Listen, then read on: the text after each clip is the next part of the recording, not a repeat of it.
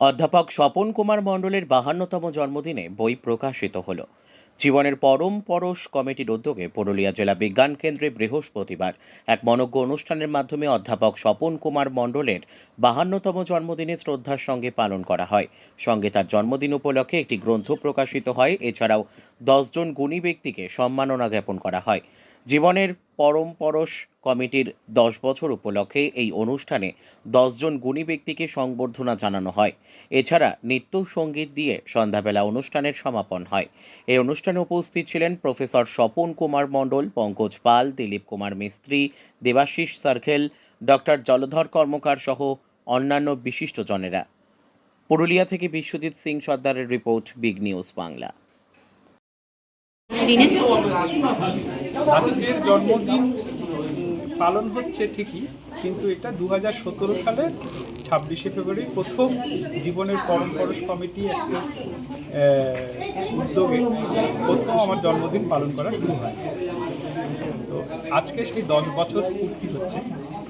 এরা নিরবচ্ছিন্নভাবে আমার ছাত্রছাত্রী এবং অসংখ্য অনুরাগী তারা এই সংগঠনটি গড়ে তোলে এবং আমার এই মূলত জন্মদিনকে কেন্দ্র করেই সংগঠনটি গড়ে ওঠে।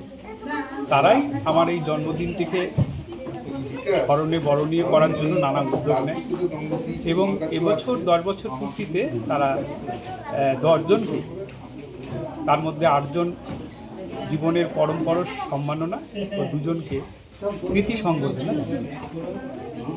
আর যাদের জানিয়েছে তারা বিভিন্ন ক্ষেত্রে কৃতি মানুষ।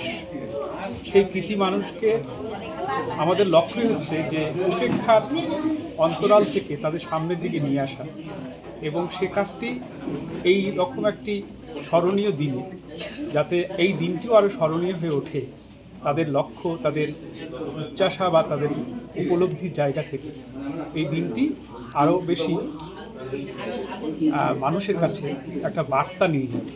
শিক্ষার আলোর যে বহু মুখ, শিক্ষার চেতনা যে মানুষের মধ্যে নানাভাবে আলোকিত হয়ে ওঠে, আলোড়ন সৃষ্টি করতে পারে। এখনও যে সব কিছু শেষ হয়ে যাবে, এখনও যে মানুষের ভিতরে মূল্যবোধ জেগে আছে, এখনও যে শিক্ষককে মানুষ শ্রদ্ধা করে, শিক্ষিত জনকে দেখলে মাথা আনত করতে পারে, তার জায়গা থেকে যে সংকট, তার উত্তরণের একটা হাতছানি তাদের এই জন্মদিন পালনের মধ্যে দিয়ে উঠে আসে। এখনও বিশ্বাস করতে চায় না লোকে যে শিক্ষকের সাথে ছাত্রের পবিত্র সম্পর্ক কত মজবুত হতে পারে। একজন শিক্ষককে কিভাবে ছাত্রছাত্রীরা জীবনে ধারণ করতে পারে। আজকে যে দূর দূরান্ত থেকে ছাত্রছাত্রীরা, আমার অনুরাগীরা, যারা আমাকে একলব্যের মতো গুরু হিসাবে মানে, তারা এসেছে, তারা তাদের এই যে কষ্ট সহ্য করে এসেছে, এরা আমার কাছে একটা বড় প্রাপ্তি। তারা যেভাবে আর্থিক সহায়তা দিয়ে নানাভাবে এই জন্মদিনটিকে একটা গৌরবের সাথে উন্নীত করে একটা সৌরভ ছড়িয়ে চলেছে অবিরত। এই রকমভাবে ব্যয়বহুল একটা অনুষ্ঠান তারা নির্বাহ করছে, সমস্তটাই এই অনুরাগী মানুষ, ছাত্রছাত্রী, এদের সম্মিলিত প্রয়াস। এখানে যতজন এসেছিল অনুষ্ঠানে, প্রত্যেকেই তারা এই অনুষ্ঠানটাকে সাফল্যমণ্ডিত করার জন্য অকাতরে নিজেদের বিলিয়ে দিয়েছে। এর জন্য আমি একজন শিক্ষক হিসাবে আমি ভাবতেই পারি না এখনো যে তারা আমাকে এত ভালোবাসে। একজন শিক্ষকের জন্য তারা সব কিছু করতে পারে এভাবে। তারা নিজের পিতার জন্মদিনই পালন করে না, যারা সমাজের স্মরণীয় বরণীয় মানুষের জন্মদিন পালনের নামে ভুলে যাওয়ার একটা আয়োজন করে, যেন পালন করলে শেষ, কিন্তু তারা যে লালনও করে, এই যে ব্যতিক্রম, যে অর্থ আপনার একটা নিকষ পাথর যেখানে চেনা যায় একটা মানুষকে, সেই অর্থের মধ্যে দিয়ে যে তাদেরকে নিজেদেরকে উপস্থিত করছে যে না, আমাদের এই অনুষ্ঠানটাকে ধরে রাখতে হবে, চোখের মনির মতো ভালোবাসতে হবে। তারা যেভাবে করছে, আমি জানি না তারা কেন এত ভালোবাসে।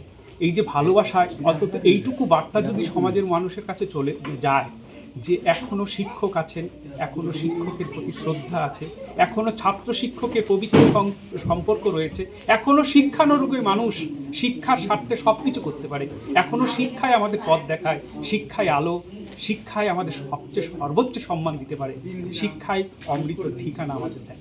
জীবনে প্রতিষ্ঠা পেতে গেলে দুটো রাস্তা খোলা, একটা হচ্ছে সেবা আর একটা সাধনা।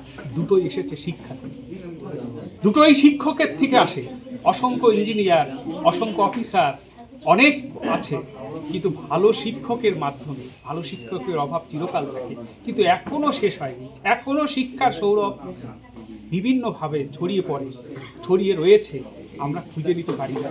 কিন্তু যদি এই আলোটা মানুষকে বিন্দুমাত্র আলোড়িত করে, নতুন পথের সন্ধান দেয়, তাহলে এদের যে উদ্যোগ, এদের যে আয়োজন, এদের যে লক্ষ্য অনেক বেশি প্রসারিত হবে, আরও বেশি উদাহরণ হয়ে উঠবে, আরও বেশি মানুষকে শিক্ষা অভিমুখী তৈরি করবে, আরও বেশি করে শিক্ষা সচেতন করবে। শিক্ষা হচ্ছে সর্বোচ্চ হাতিয়ার, যে হাতিয়ার মানুষকে সামান্য ধূলিকণাকেও মণিমুক্ত করে তুলতে পারে। শিক্ষকই সেখানে জীবনের পরম পরশ। শিক্ষকের ছোঁয়াতেই একটি বখাটে ছেলে, একটি শূন্যপুরের মানুষ, তাকেও নতুন পথে সন্ধান দেয়, নতুন করে স্বপ্ন দেখাতে সাহায্য করে, নতুন পথকে আলোকিত করে। নতুন পথ দেখিয়ে শুধু শিক্ষকের পথ শেষ হয় না, শিক্ষকও হতে হবে আদর্শ পথিক। শিক্ষক যদি নিজে সেই পথে হাঁটতে অপারগ হয়, তাহলে সেই শিক্ষক কখনো পথ দেখাতে পারে। নিজের দৃষ্টান্তে, বিদ্যাসাগরের দৃষ্টান্ত দিয়ে শিক্ষা দেওয়া যাবে না। নিজেকে বিদ্যাসাগর না হোক, সে যদি মানিক হয়, সে মানিক হয়ে উঠবে।